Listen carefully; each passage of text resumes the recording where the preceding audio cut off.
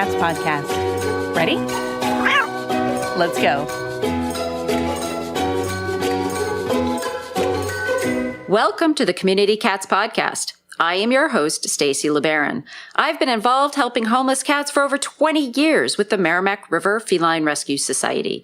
The goal of this podcast is to expose you to amazing people who are improving the lives of cats. I hope these interviews will help you learn how you can turn your passion for cats into action. Today, we're speaking with Ellen Quinlan. Ellen is the Executive Director of the Darbster Foundation, whose mission is to reduce the number of adoptable cats, kittens, dogs, and puppies that are being euthanized in Palm Beach County and South Florida. They are able to achieve this mission by partnering with animal shelters and rescue groups in the South Florida area to transport homeless pets to our facilities in New Hampshire and to other rescue partners throughout New England. Ellen, I'd like to welcome you to the show. Thank you for having us here, Stacy. Well, it's so funny because the reason I reached out to you is because I saw your van driving on the highway. Well, I'm glad the rap has paid off. Exactly. So here's a promotion for your signage on your vehicles. Definitely. If you have a vehicle, make sure you have some clear signage. I'm driving up 93 in New Hampshire and I saw your van up there. So but anyway, so Ellen, I wanted to find out more about how you got involved with animal welfare and, developed your passion for helping cats and dogs. It probably developed at a very young age. I was one of those kids that always brought home every stray animal that I saw.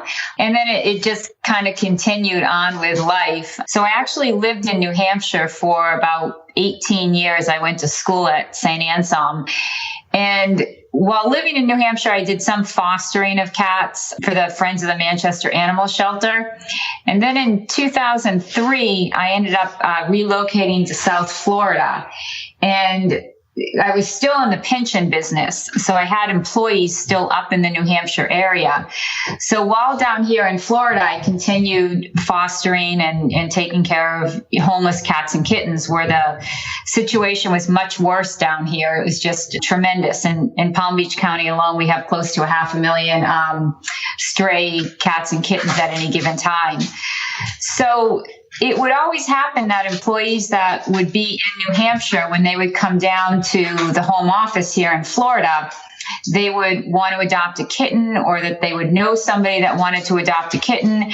So we kind of started adopting kittens up in New Hampshire, I would say in maybe 2013 or so. And it got to the point where it became apparent that there may actually be a need for transport up to that area.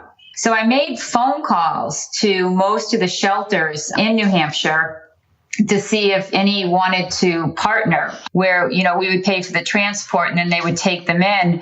And there didn't seem to be a lot of interest in that. So at that point, we decided if we were going to do this, we were going to have to probably do it on our own.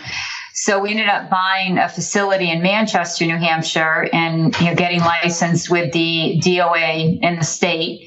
And we kind of took it on ourselves and officially started this in 2015. Yep. Yeah. So then you formed yourself as a nonprofit, but yet you also have sort of a for-profit arm involved on both sides. Within Manchester, I believe there's a boarding facility involved, and then down in Florida, there's a restaurant involved. I don't know if you want to explain that relationship. Yeah, I'm in the pension administration business, which probably doesn't mean much to people who are listening to this podcast.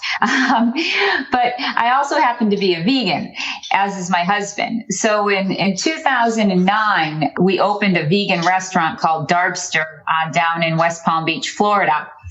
And when we opened it, we figured, hey, if this place makes a profit, what are we going to do with the money? Because we live off the pension businesses that we run. So we decided at that point to form Darbster Foundation. So profits that the restaurant makes and a portion of profits from the businesses we also run go in to fund the Darbster Foundation. Up until 2014 or 15, when we embarked on the transport, we were actively involved in funding a lot of spay-neuter programs down here in Florida. So the Darbster Foundation has been in business since 2009. So we're coming up on 10 years next year. And yeah, it's a little bit different. We do obviously take public donations, but a lot of our funding is self-generated through businesses that are run by us.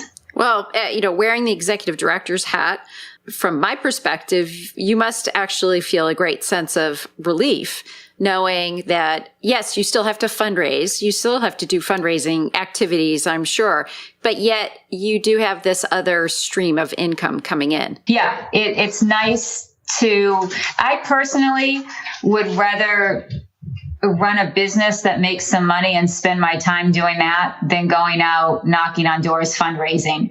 That being said, recently we have added a gentleman to our board, Victor, who his title is Director of Development. It's an unpaid position, but he's absolutely fantastic at raising money, but it was never my comfort zone. So it's kind of nice to have both streams coming together at this point. Right. And you don't want all of your sort of eggs in one basket, or I guess I shouldn't say eggs with vegan, but anyway, you know what I'm saying. I know what you're saying. Yeah. They always say don't have all of your income stream coming from one source, because if for some reason something were to happen and that income stream was going to stop, then you would fall apart. You made a quick comment though in there. You said that you were doing a lot of spay neuter funding up until 2015. Did you change that, or are you doing more of that or continuing that? We still continue to do a lot of spay neuter donations, but what's actually happened down here in South Florida is some of the landscape has changed, and a couple of the big shelters that we've worked with down here that we previously supported in their efforts to fund spay neuter have gotten large grants from PetSmart Charities and Best Friends, so they haven't needed that money like they had in the past. Right. And that's key phrase that you just said there, which is changing landscape. And I think that is very important when we're looking at our programs in any of our communities, is understanding what's happening, what's changing with the other organizations, what sort of money is coming into the community to help fund different programs, so that then we can, be nimble and adjust our resources to where it's needed in other ways. And I think that's a question that a lot of us up here in New England are asking, is the changing landscape. For cats in New England, cats and kittens, the landscape is changing. Certainly shelters are getting cats and kittens in, especially it's the middle of July right now. So they're certainly getting local cats and kittens, but yet organizations are bringing cats and kittens up from the South into New England. Well, on a very regular basis. I don't even know if you are transporting up in the summertime, but it seems like New England can handle a higher population of cats and kittens being transported up from different areas. Now, some organizations aren't so sure that's a great idea or not. And we need to be sort of reactive and understanding of that. But I can say from Massachusetts perspective, I know quite a few small organizations as well as large organizations that are bringing in a lot of cats and kittens. Are you continuing to bring cats and kittens into New England throughout the summer months too? We are. And, I'm very cognizant of the fact that we definitely don't want to displace animals that are native to New England. So when we first actually started this, we did do a survey where we actually looked at every shelter in New Hampshire and saw how many cats and kittens they all had, because we didn't want to bring cats and kittens into an area that already had enough cats and kittens, because we see that in Florida a lot. We see people bringing dogs and puppies in from states like Georgia and Arkansas, where we still have an open admission kill shelter here. So these puppies and dogs are, basically causing dogs here to get put down because we don't have room to take them. So we wanted to be very careful of that when we opened in New Hampshire, and we still do take them. We also take any animal back that we've adopted out. So we certainly don't want to cause any stress on any other shelters in the area. But our adoptions have not slowed down a bit. they keep going. And we actually now are getting requests from other shelters in New Hampshire and Massachusetts where they're willing to take in transports from South Florida as well because their populations are low. Yeah, I would agree with that. And I think that there are a lot of challenges with regards to the transport rules and what you have to do to have your cats, go into the state. I don't know if you want to touch upon, I know we could probably talk for about 5 hours about all the various different transport rules out there and various paperwork, but maybe just to, our listeners to understand that, it's not just throwing a bunch of cats and carriers back in the back of a U-Haul and saying, hey, let's go on a road trip. There's just a lot more involved. So maybe walk us through what a cat transport would look like. Sure. Usually we do kittens and a typical transport may be 16 to 20 animals. And down here in Florida, we make sure that the animals are fixed down here because this area gets so many grants from big charities that the cost to get a kitten or a cat fixed down here is about $30. It's a lot less than it is in New England. So the cats are fixed. If they're over 12 weeks old, they have a rabies shot. Every cat is dewormed and has a negative fecal before it leaves here. They're all SNAP tested, which means that they're tested for FIV and FELV. And they're usually given at least 2 booster shots before they leave here. So they leave with the medical records and a health certificate signed by a veterinarian stating that all of this has transpired. Then they get to Florida. We fly them on Delta. And when they arrive in Florida, they arrive in Manchester or arrive in Boston. We drive them to Manchester, and then they have a 48-hour quarantine period. And after the quarantine period, they're given an examination by a veterinarian in New Hampshire, and then they're issued a New Hampshire health certificate as well. They've been through a lot by the time that they get adopted in terms of making sure that they're healthy and they're not bringing anything into the state that could disrupt the regular population there.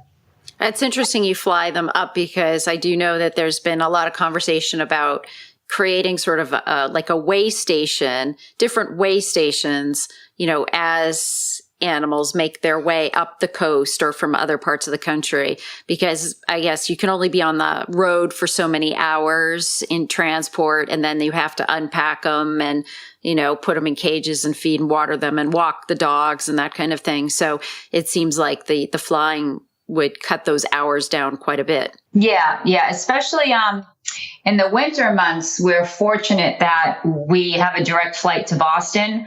So literally the time that they're in transit is probably 7 or 8 hours, as opposed to a road trip, which would be 30 hours and really stressful typically on cats and kittens. So by cutting that time almost by 75%, I think they stay healthier. Thank you for listening to the Community Cats podcast. I would really appreciate it if you would go to iTunes and leave a review of the show. It will help spread the word to help more community cats. The Community Cats podcast will soon be a year old, with over 200 episodes profiling amazing people who are all making a difference in the lives of community cats. If you would like to support the show, but not be a sponsor, feel free to contribute to our efforts by going to www.communitycatspodcast.com and follow the donate link. Help us to continue to provide excellent programming. Question for sort of what's it like down in the West Palm Beach area now? You've talked about a lot of spay-neuter money that's come into the community. Are the shelters seeing the numbers of cats and kittens going into the shelters? Are they going down? Are they doing more return to field programs, more TNR going on? Are you seeing any changes since like 2009? Yeah, there's a lot of positive changes going on. There is a lot more return to field, which with that, comes a lot of internal argument as to, whether this cat should be returned because he or she's friendly. You do run into that, but it does help to reduce the numbers. And the numbers in terms of live releases overall have improved dramatically. When we first got involved down here, the live release number was about 29%, and now we're up to about 65%.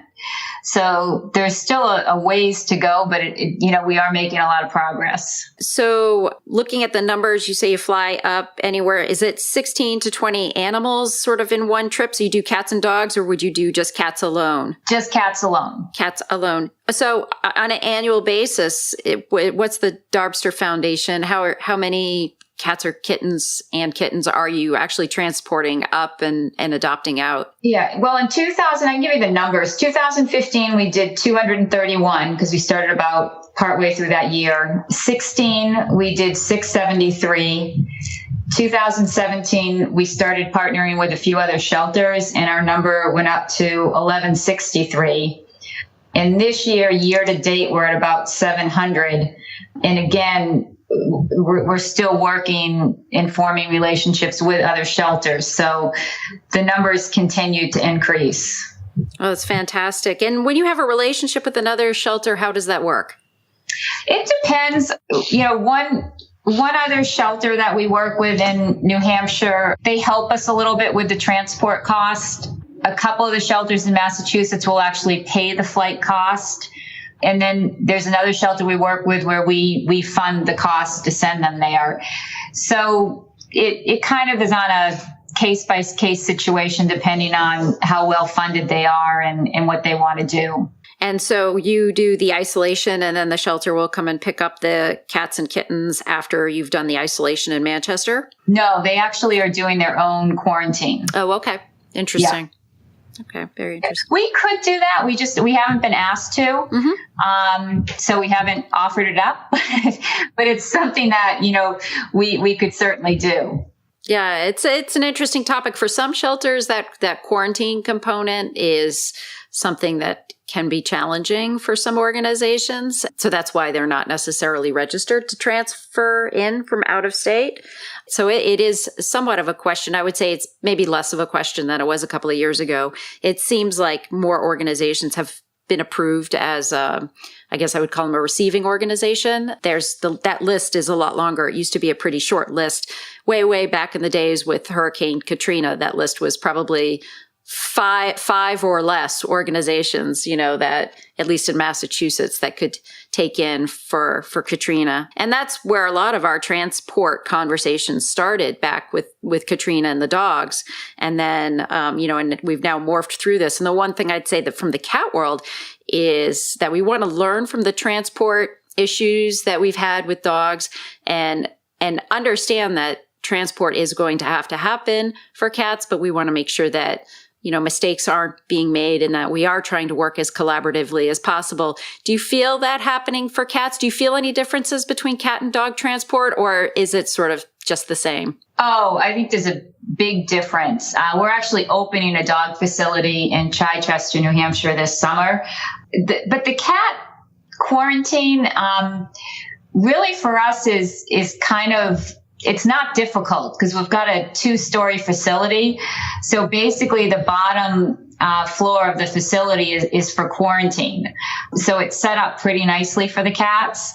And we try to make it as comfortable as possible for them. They've got big cages, we play music, and it is only 48 hours. So that hasn't been a challenge. The challenge tends to be when you get a cat that makes it into the state and then it breaks with something like ringworm or, the cats that you really stuck taking care of medically for a month or two. Those tend to be our more challenging moments. Mm-hmm. Right. Yeah, because then you have to go into a different isolation protocol and that kind of thing. Yeah. And everything revolves hundreds or thousands of moving parts. And so when the cog slows down, it doesn't mean the other parts slow down, and so that can become very challenging. Yeah, that's been a challenge. The other challenge has been Veterinary Services. Down here in Florida, we're so used to dealing with clinics and rescue type vets and, vets that can do a spay neuter in 8 minutes. it's a whole different world up in New England. It's much more household pet oriented and not rescue oriented. So that's been a learning experience for us as well. Yeah, I'm just trying to, there are a couple of low cost clinics in New Hampshire, but they're probably not necessarily they're not in Manchester, or put it that way. Yeah. And so, yeah, but it is interesting how that, and a lot of, I would say there are some animals that go into Massachusetts, to the high volume clinics in Massachusetts, and use those, because there are quite a few in Massachusetts for spaying and neutering, but yet the pricing is not $30, a cat. Right. If you're a resident of Chelsea, you could get it for free, but that's a program that I've been running. So, and when I ran my mobile spay neuter clinics, the 2 cat mobiles, that they were in southern New Hampshire as well as all in eastern Massachusetts, we had low cost pricing, but we still, we did $30 for a feral cat, but we were at $75 when we first started out for, the package. So we couldn't get it down that far. Yeah.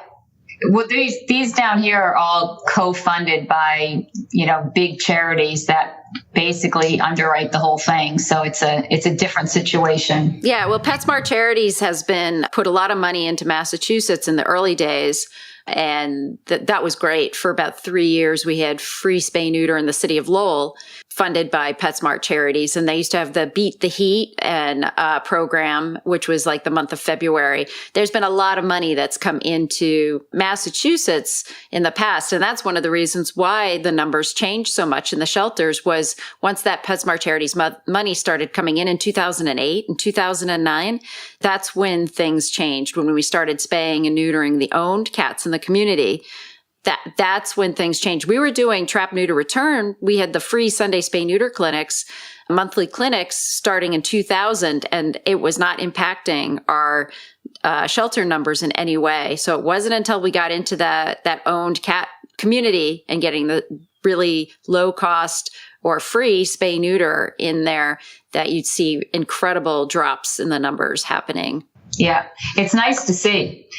Yeah, it is. It is. It's funny because, we all say, for folks that have been doing this for so many years, we never thought we would be having these conversations, about, our shelters are low on cats and kittens. And so now more private veterinarians are seeing, and our clinics are seeing, kittens sourced from Craigslist online. And they're not, and you ask them, well, why did you get your kitten off of Craigslist? And they said, because I called all the shelters and they didn't have any. Yeah, no, it's a different world.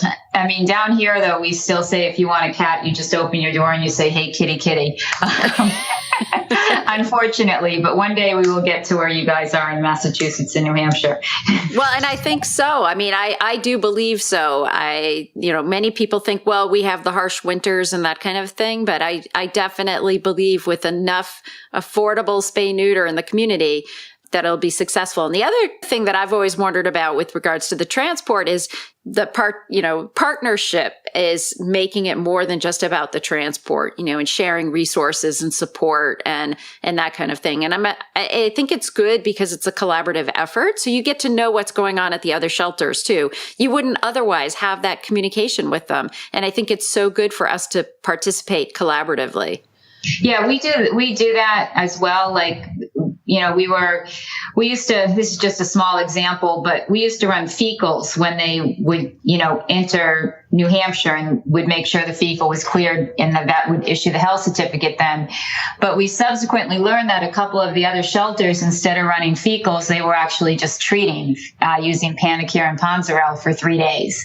And the state accepts that. And I think we're going to move to that model, but you do learn things from other shelters that you wouldn't have learned if you didn't work with them. Right.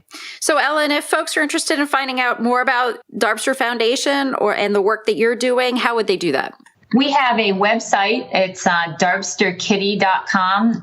We have a Facebook page, and our other website is darbsterfoundation.com, and we have darbsterdog.com. So those 3 websites and all of the Facebook pages associated with them can give you plenty of information. And then the restaurant, whenever we're on holiday in West Palm, it's Darbster? Yeah, it's Darbster. Yep. So definitely come on in. Any money you spend, any profits we have will go right back to the foundation. That's fantastic. Is there anything else you'd like to share with our listeners today? Just keep a lookout for Darbster Dog opening this summer. And, on the horizon, we are hoping to possibly open up a small vet clinic at the Darbster Dog place up in Chichester within the next year or so, and hope to do some lower cost vet care, spay, neuter, things like that. That's excellent. Well, you'll have to keep us updated on that. So, Ellen, I want to thank you again for agreeing to be a guest on my show, and I hope we'll have you on in the future when you've opened up the new clinic. Thank you so much, Stacy. It was great talking to you. I want to hear from you what the Community Cats Podcast means to you. You can now leave a recorded testimonial on the Community Cats Podcast website and share your thoughts about the show. You can also ask questions, share show ideas, pretty much anything you want. Just go to www.communitycatspodcast.com and click on the testimonial link and record. You hear from me all the time, and now I want to hear from you. Thank you.